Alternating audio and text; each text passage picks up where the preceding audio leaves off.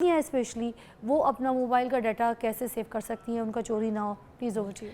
देखिए, सबसे पहले तो ये कि जब आपको कोई भी लिंक आता है या ईमेल आती है, उसके अंदर कोई लिंक होता है या इवन पिक्चर आती है फ्रॉम एनी अननोन सेंडर, उसको ओपन ना करें। अननोन सेंडर से आती है, देखिए काफ़ी दफ़ा फॉरवर्ड भी हो रही होती है, नोन सेंडर से फॉरवर्ड हो रही होती है, मगर उस पिक्चर के अंदर कोई एम्बेडेड लिंक्स होते हैं जो कि आपके फ़ोन में कोई ना कोई स्पाईवेयर इंस्टॉल कर सकते हैं या की लॉगर इंस्टॉल कर सकते हैं या स्क्रीन रिकॉर्डर इंस्टॉल कर सकते हैं।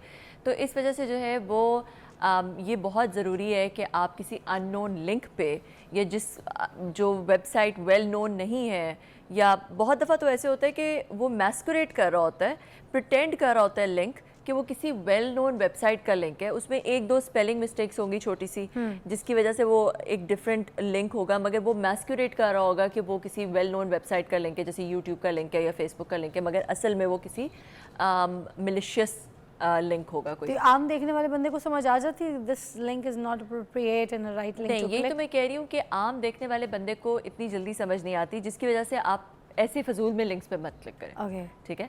और अगर आपने करना भी है, किसी आपके फ्रेंड ने भेजा है तो उस पर देखिए कि थंबनेल आ जाता है लिंक पे ना, अगर जैसे किसी वेल नोन वेबसाइट हो थंबनेल आ जाता है, वो देख लें। तो इस तरह की छोटी मोटी चीज़ें होती हैं जिससे आप देख सकते हैं ऑथेंटिकेशन।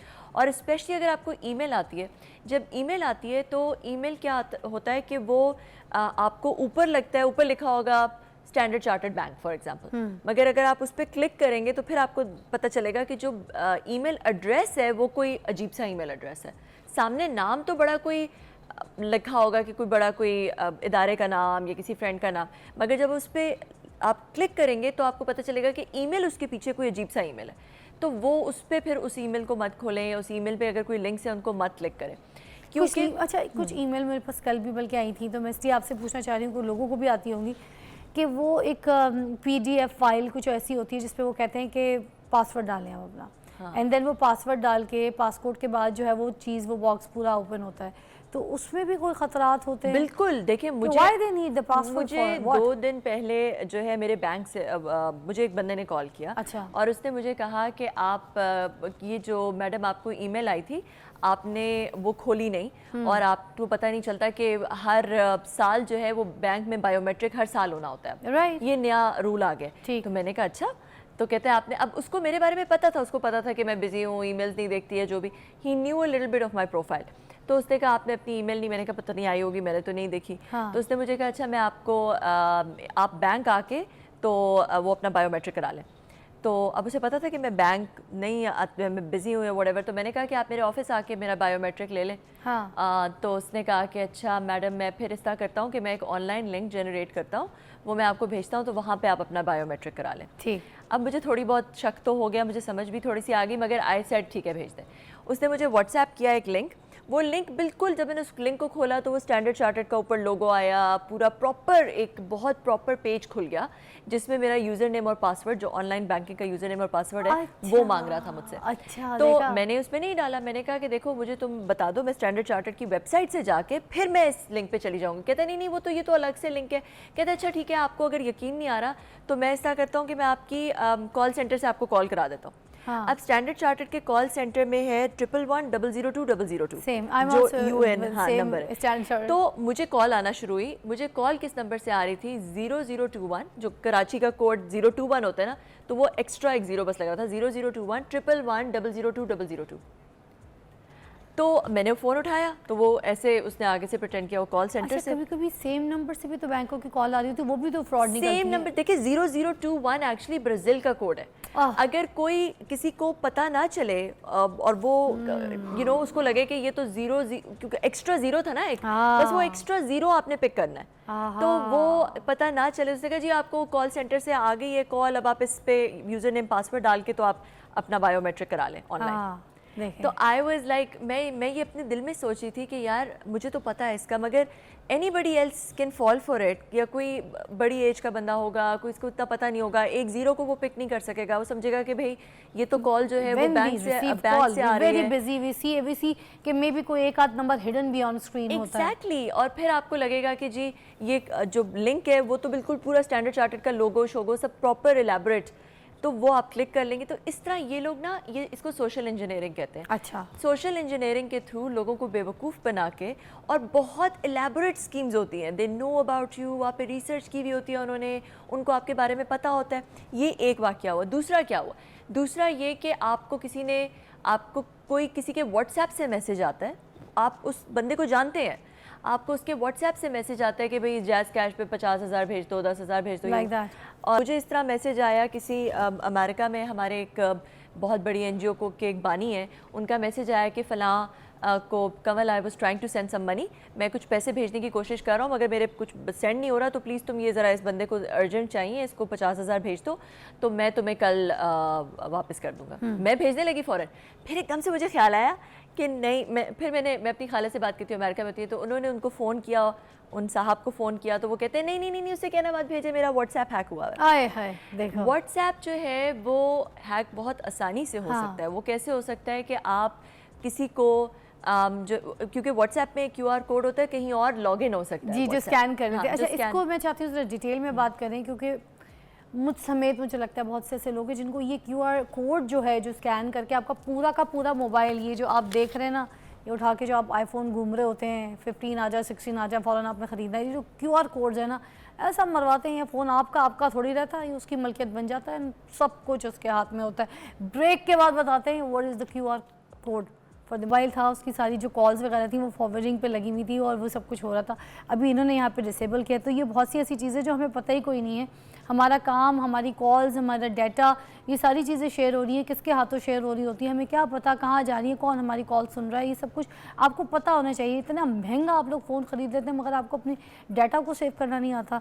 खैर, ये सारी चीज़ें पूछना, मगर ये फ़िशिंग जो होती है ये क्या होती है, इससे क्या क्या होता है? इससे पहले कि हम आगे जाएं, मैं एक व्यूअर्स को बता दूं कि अगर आप गूगल भी कर लें तो आप ये गूगल करके कोड्स चेक कर सकते हैं कि कौन सा कोड है जिससे आप डालें तो आपको पता चल जाएगा कि आपकी कॉल्स कहीं पे फॉरवर्ड तो नहीं हो रही। और फिर आप गूगल ही करेंगे तो आपको ये भी कोड्स पता चल जाएंगे कि जो आपकी कॉल फॉरवर्डिंग को डिसेबल कर दे।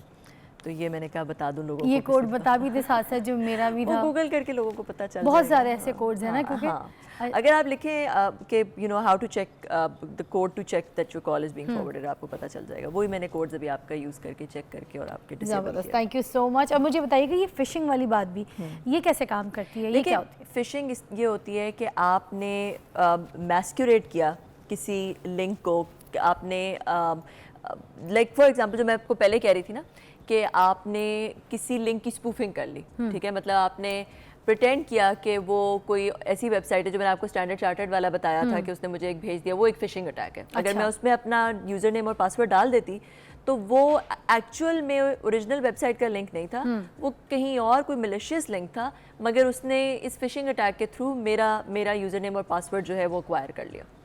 तो ये होता है। इसके साथ एक आइडेंटिटी स्पूफिंग भी होती है कि किसी ने प्रिटेंड किया, ये जो मैंने आपको दूसरा व्हाट्सएप वाला बताया था वो आइडेंटिटी स्पूफिंग टाइप का अटैक था। अच्छा, ठीक है, वो ये फिशिंग जो है ये लिंक्स की होती है, वो जो है वो आपको आपने किसी मैस्कुरेट किया कि आप कोई और हैं जबकि आप कोई और हैं, आपने किसी का व्हाट्सएप हैक कर लिया। ठीक है, तो वो जब हम व्हाट्सएप की बात जो आप कह रही थी कि क्यूआर कोड के थ्रू आप कहीं पे व्हाट्सएप अगर आपके क्यूआर के थ्रू किसी ने स्कैन कर लिया तो वो किसी और जगह पे आपका व्हाट्सएप खुल सकता है और पूरा व्हाट्सएप क्लोन हो सकता है। अच्छा, कोई बीवी अपने मियाँ का भी एक वो खोल सकती है, क्यूआर स्कैन कर सकती है, और कोई क्या मियाँ को पता चलेगा ये बात? देखिए, वो कोई नोटिफिकेशन नहीं आती कि आपका व्हाट्सएप कहीं और खुला हुआ है, मगर आप अपने सेटिंग्स पे जाके देख सकते हैं कि आपका कहीं और खुला हुआ है नहीं, जो मैंने आपको अभी दिखाया भी था। अगर मेरी तरह मियाँ नाड़ी है और उसको नहीं पता चला तो बेगम आप तो सारी चैट पढ़ रही होंगी, सब देख रही होंगी। बिल्कुल, हाँ, एक जगह ये सही काम के लिए इस्तेमाल हो रहा था, एक जगह फिर हजामत के लिए भी इस्तेमाल हो रहा है। अच्छा, ये मुझे बताइएगा, हम जैसे जाते हैं वाईफाई लेते हैं, ओपन वाईफाई होता है किसी भी जगह पे, तो अगर हम वो वाईफाई ओपन वाईफाई ऐसे अपने पास लगा लेते हैं मोबाइल पे तो उससे भी डाटा चोरी होता है? बिल्कुल स्निफ हो सकता है आपका।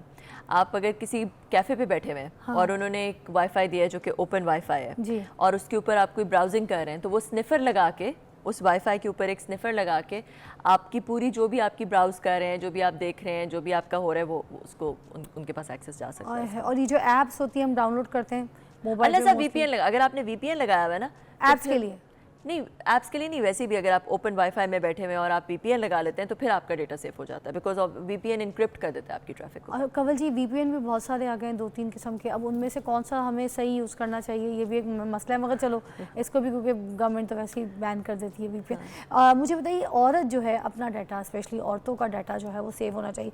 मैं खुद बीइंग अभी आपके सामने एक शिकार थी इस चीज़ का। छोटी छोटी बच्चियाँ हैं, कॉलेजेस में जाती हैं, ब्लैकमेल करते हैं लोग, इसी तरह से उनको लोग ट्रैप करना शुरू कर देते हैं, सोशल मीडिया पे भी उनकी वीडियोस आ जाती हैं, तो वो कैसे सेफ़ रह सकती हैं, अपना मोबाइल डाटा सेव कर सकती हैं? देखिए, सबसे पहले तो वही जो मैंने आपको बताया कि अपने आप को एजुकेट करें कि सोशल इंजीनियरिंग कैसे होती है। सोशल इंजीनियरिंग अटैक्स बहुत ज़्यादा इलेबरेट हो चुके हैं, बहुत उनको नत नए तरीके आ चुके हैं। ठीक। अभी कुछ अर्सा पहले जो है वो मुझे एक फ़ोन आया जिसमें उसने कहा जी आपका PTA से अब आपने दोबारा जो है वो अप्रूवल पता नहीं कराना है, आपका नंबर दोबारा अप्रूव होना है, वरना आपका फ़ोन, उसने तब मुझे डराया कि फ़ोन ब्लॉक हो जाएगा, आपका फ़ोन बिल्कुल ब्लॉक हो जाएगा और आप एक्सेस नहीं कर सकेंगी। तो ये आपको OTP कोड आएगा, हम आपसे और कुछ नहीं पूछ रहे, सिर्फ आपका ये OTP कोड आएगा, हमें बता दें। OTP कोड आया, अगर मैं उसे बता देती तो मेरा WhatsApp जो है हैक हो जाता। तो ये जो इस तरह की चीज़ें हैं या इस तरह के कॉल्स हैं, किसी भी अननोन नंबर से इस तरह की किसी कॉल को एंटरटेन ना करें, किसी कभी भी, चाहे वो आपको कितना डरा रहे हो, जो मर्जी कर रहे हो, आप उनके कॉल सेंटर पे फ़ोन कर लें, उस इदारे के कॉल सेंटर पे फ़ोन कर लें, उस इदारे में किसी को कांटेक्ट कर लें, वहाँ चले जाएं, मगर आप कभी भी अपना पर्सनल डेटा, कोई OTP, कोई नाम, कोई शनाख्ती कार्ड नंबर। क्या करती हैं, डर जाती है ना ये लोग, फ़ोन पर डराते हैं आपको, घबरा ये जाती हैं। इसी चीज़ से खेलते हैं, ये इसी चीज़ से खेलते हैं कि वो आपको इतना डराएंगे कि अभी आपका ये तो आपका नंबर, अब आप ये सिम ब्लॉक हो जाएगी, फिर आपको ये नंबर कभी भी नहीं मिल सकेगा। उस तो डर में नहीं उस डर में जो है वो दे देते हैं लोग अपना। कंवल जी, सोशल मीडिया हम लोग यूज़ कर रहे होते हैं, इसके जो अकाउंट्स होते हैं, क्या ये भी डाटा चोरी का बाइस बनता है? देखिए, अगर आप, एक तो ये कि अपना पासवर्ड बहुत अच्छा एलैबोरेट, एटलीस्ट 8 कैरेक्टर से ज़्यादा, और उसके अंदर आप कोई स्पेशल कैरेक्टर्स भी डालें, नंबर्स भी डालें, स्मॉल कैप्स और बिग कैप्स सब यूज़ करें, मतलब आपका पासवर्ड एक बहुत अच्छा। बहुत सारी ऐप्स तो अब खुद ही आपको फोर्स करती हैं कि आप एक स्ट्रॉन्ग पासवर्ड रखें। और 2 फैक्टर और फिर 2 फैक्टर ऑथेंटिकेशन जो है वो आपको हर चीज़ पे सेट करनी चाहिए। जितनी भी आपकी इस तरह की ऐप्स हैं जहाँ पे आपका पर्सनल डेटा है, व्हाट्सएप पे या और जो आपकी बैंकिंग ऐप्स हैं, हमेशा 2 फैक्टर ऑथेंटिकेशन सेट करें, क्योंकि उसमें वो फिर आपको 2 जगहों से, आपके ईमेल एड्रेस पे कोई या आपके पास एक ऑथेंटिकेशन ऐप होती है, उस पर कोई कोड आता है और फिर ही आप लॉगिन कर सकते हैं, और सिर्फ आपके डिवाइस से ही लॉगिन हो सकता है। तो इस वजह से जो है वो 2 factor authentication is another added layer of security. और तीसरी बात ये कि अपना फ़ोन कहीं इधर उधर बगैर, अब जैसे मैंने आपका देखा था, आपने बहुत अच्छी प्रैक्टिस की हुई है कि आपने अपना व्हाट्सएप लॉक किया हुआ है, तो वो एक बहुत अच्छी चीज़ है। और फिर चौथी चीज़ कि बहुत ज़्यादा जो प्राइवेट चीज़ें हैं, जो आप नहीं, मतलब बहुत ही आपकी जो प्राइवेट चीज़ें हैं, उनको इस तरह के डिवाइसेस पे रखेगा। कंवल जी, बहुत अच्छा लगा आपसे बात करके, बड़ी इन्फॉर्मेशन मिली और बड़ी रहनुमाई की आपने लोगों की, बच्चियों की ख़ास तौर पे मैं कहूँगी। छोटी छोटी बच्चियाँ हैं, परेशान हो जाती हैं, कॉल्स आ जाती हैं, धमकी होती हैं, फिर इस तरह के जो उनके साथ हालात होते हैं, पूरा का पूरा आवा का आवा घर बिगड़ जाता है, बर्बाद हो जाता है, एक बच्ची की ज़िंदगी ख़राब होती है, सब पूरा ख़ानदान बदनाम हो जाता है। और मैं आपको बताऊँ, आज का वो माशरा है कि अगर कोई मर्द किसी भी लड़की का कोई भी ऐसा डाटा इस्तेमाल करके, कोई भी बात करके, 4 दोस्तों में बैठ के कोई ऐसी वीडियो या पिक्चर शेयर करके और उसके बारे में सिर्फ ये कह दे कि ये लड़की ख़राब है, आप यकीन कीजिए पूरा माशरा कहेगा ये लड़की ख़राब है, जबकि वो नहीं होगी। तो इस तरह की चीज़ों से अपने बच्चों को बचाइए और अपनी बेटियों को सेफ़ कीजिए। पेरेंट्स का भी काम है, रहनुमाई रखें और चेक रखें, सख्ती भी रखें, क्योंकि माहौल ऐसा है। तो और आप बच्चियाँ भी अपना बहुत ख्याल रखिए। जो कंवल है, उन्होंने मैं इतना अच्छा गाइड किया, इतना अच्छा समझाया। बीइंग अ वुमेन, बड़ा सदका जारिया है आपका हमारे प्रोग्राम में आ जाना, and I had a great time with you. In the end, if you like to give some message, please over to you. This is your camera, take it and say it for everyone. Thank you so much Fiza, क्योंकि हमारी इस topic पे बात हो रही थी, data privacy के topic पर, स्पेशली बच्चों से रिलेटेड जो बात हुई, तो मैं एंड में यही कहना चाहूँगी कि जिसको आप सबसे ज़्यादा अल्लाह से डरें, सबसे ज़्यादा अल्लाह से डरें, मगर सेकंड नंबर पे मेरे अबू हमेशा कहा करते थे कि उस बंदे से डरें जिसको अल्लाह का डर नहीं है, जिसको अल्लाह का खौफ नहीं है। अगेन लव यू हो गया, प्यार हो गया। सी यू अगेन टुमारो, अल्लाह हाफिज़।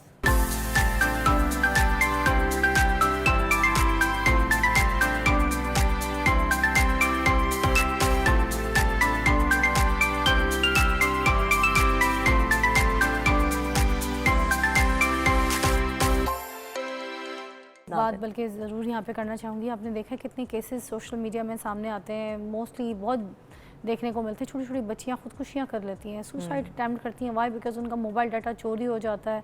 उनकी जो अब छोड़ें, उनको मैं सेलिब्रिटीज़ का भी बोल देती हूँ, इतनी बड़ी बड़ी नामवर पर्सनालिटीज़, उनकी जो है वो लीक वीडियो सामने आ जाती हैं। और अभी पिछले साल भी, उससे पहले साल भी बहुत बड़े बड़े इंडस्ट्री के बहुत ऐसी लड़कियां जो हैं उनकी लीक वीडियोस जो सामने आई, जिसकी वजह से ब्लैकमेल हुई हैं, वो पूरे जहान में बदनाम भी हुई हैं। लोगों ने उनको स्क्रॉल किया, गंदी बातें, फिर वो ख़ुदकुशियाँ अटैम्प्ट कर रही हैं, जान से जा रही हैं। मैं इस चीज़ पे ज़रूर चाहूँगी कि आप ज़रा नज़रसानी करें कि इस तरीके से बच्चियों को कोई ऐसा मैसेज, कोई एक बात समझाएं कि इससे वो बच सकें।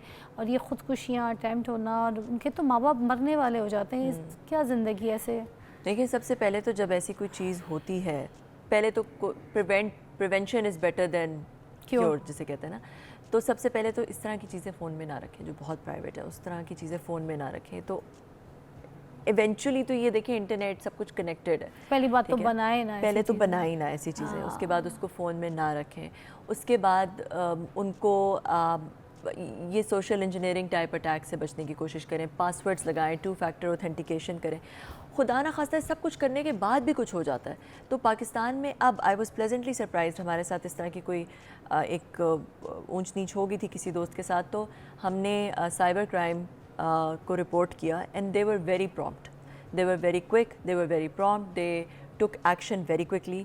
और तो ये फिर छुप के ना बैठ जाए, इसको रिपोर्ट करें जितना ज़्यादा। People should not be able to get away with it.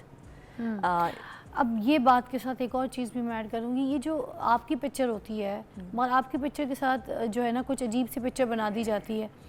AI आ गया, आपको पता है, कॉलेज स्कूल की लड़कियां हैं, किसी के साथ उनका कोई अफेयर, कोई ऐसे अट्रैक्शन चल पड़ी, बातचीत हो रही है। अब लड़की को तो नहीं इतना पता कि बंदा आगे से किस तरीके का है, या फिर वो सामने नहीं आ रहा, वो तो अच्छा बना है, उसने अपने पीछे दोस्त यार को बोला कि यार मिल के बच्ची जो है ना फंसानी है, तो उसको ब्लैकमेल करना, मैं साला अच्छा बना रहूँगा, तूने ना ये गेम ख़राब करना, ठीक है, तूने बस इसको इस नंबर से ऐसे पिक्चरों को व्हाट्सएप करनी है। मैं ये बोल दूंगा मैं तो मोबाइल बनवाने गया था, मेरा डाटा चोरी हो गया। इस तरीके का गेम डाल के तो बच्चियों की पिक्चर जो होती है वो तो होती सर ढकी हुई, शलवार कमीज़ है, जो भी कुछ उसकी बना देते हैं, वो ऐसे आएगी पिक्चर के लगता है कि ये इसी की कहानी। अब वो लड़की ब्लैकमेल हो रही है, घर में बात करते हुए घबरा रही है, क्योंकि AI से तो फिर नहीं बचा जा रहा ना। तो कंवल जी मुझे बताएं कि अब AI से बच्चियां कैसे बचेंगी? देखिए, AI डीप फेक टेक्नोलॉजी बहुत एडवांस होती जा रही है। अभी कुछ अर्सा पहले वो ट्रंप की जो 2 US कैंडिडेट्स हैं, उनकी आपस में वीडियो आ गई है, वो दोनों एक दूसरे के साथ जो है वो नाच गाना कर रहे हैं। अच्छा। वो बहुत रियल टाइप वीडियो लगती है। अच्छा। हालांकि वो डीप फेक AI के थ्रू बनी है। ठीक। तो कैमला और ट्रंप, तो AI अब काफ़ी बिलीवेबल आहिस्ता आहिस्ता, और ये टेक्नोलॉजी बेहतर से बेहतर होती जाएगी आहिस्ता आहिस्ता, और ज़्यादा डीप फेक इतना ज़्यादा बेहतर होता जाएगा कि उसको टेल अपार्ट करना फ्रॉम के रियल और डीप फेक क्या है मुश्किल होता जाएगा। ऐसे ही है, जैसे जैसे टाइम गुजरेगा मुश्किल होता जाएगा। मगर इवेंचुअली मेरे अपने ख्याल में ह्यूमैनिटी इवॉल्व कर जाएगी कि जब ये डीप फेक वीडियोस बनना शुरू होगी, लोगों को ये पता चलना शुरू हो जाएगा कि AI इतनी एडवांस हो चुकी है कि ये फेक है। क्योंकि देखिए ना, पहले भी तो आपको याद होगा, फोटोशॉप के करके किसी की शक्ल लगा दी, किसी की और ये तो चल रहा था, काम चल रहा था, बहुत तो अरसे से नहीं चल जाता रहा था, मगर AI ने तो चीज़ों को और आसान कर दिया। वो पकड़ा जाता था, वो नज़र आ जाता था, मगर अब AI की वजह से बहुत मुश्किल हो जाएगा, नहीं पता चलेगा। And I think humanity will have to evolve at some point. Hopefully ऐसे टूल्स आ जाएंगे जो कि ह्यूमन आई तो नहीं बता सकेगी कि वो रियल है कि नहीं, मगर ऐसे टूल्स आ जाएंगे जो कि बता सकेंगे कि ये फेक है या रियल है। अभी भी ऐसे टूल्स एग्जिस्ट करते हैं जो कि बता देते हैं आपको कि ये फेक है और ये रियल है। तो इसलिए मैं माँ बाप से भी ये दरख्वास्त करूँगी और लोगों से भी कि एकदम don't be quick to pass judgments. अगर आपको किसी की भी वीडियो मिलती है, किसी की भी कोई गलत चीज़ मिलती है, कोई नज़र आती है, तो एकदम से वो उसको फैलाना मत शुरू करें, उस लड़की को बदनाम मत करना शुरू करें, क्योंकि आपको नहीं पता कि वो फेक है या रियल है। और अगर रियल भी हो ना, फिर भी किसी औरत के साथ इस तरह करना, उसकी वीडियोस फैलाना, किसी को आप आगे फैला